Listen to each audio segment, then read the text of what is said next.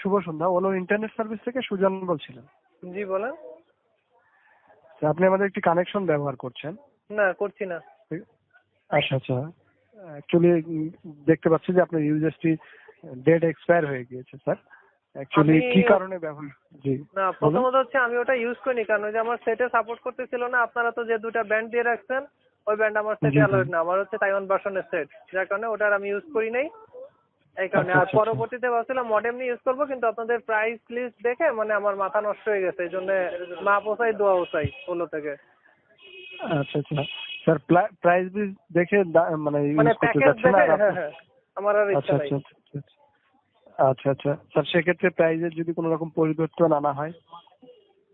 সেটা কতদিন থাকবে তারপরে দেখে ডিসিশন নেবো, কারণ আপনাদের উপর বিশ্বাস হারাই ফেলছি তো। প্রথম দিকে আপনারা আনলিমিটেড বলে একটা মৌকা দেখায়, পরে তো চৌকা দিয়ে দিলেন। এই জন্য আসলে মানে আচ্ছা আচ্ছা দেওয়ার সাথে স্যার, সাথে অ্যাকচুয়ালি নিবো না আর কি।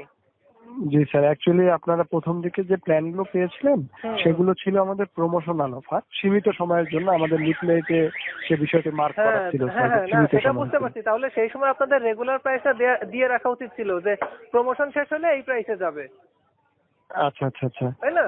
তা তো ঠিক আছে স্যার, পরবর্তীতে আমাদের প্ল্যান আসলে অবশ্যই আপনাকে, প্ল্যানগুলো চেঞ্জ আসলে অবশ্যই জানানো হবে। আচ্ছা আর জানা। আশা করছি স্যার আপনি, আচ্ছা আচ্ছা, ধন্যবাদ স্যার আপনার মূল্যবান সময় দিয়ে আচ্ছা, সহযোগিতা ঠিক করার আছে। জন্য।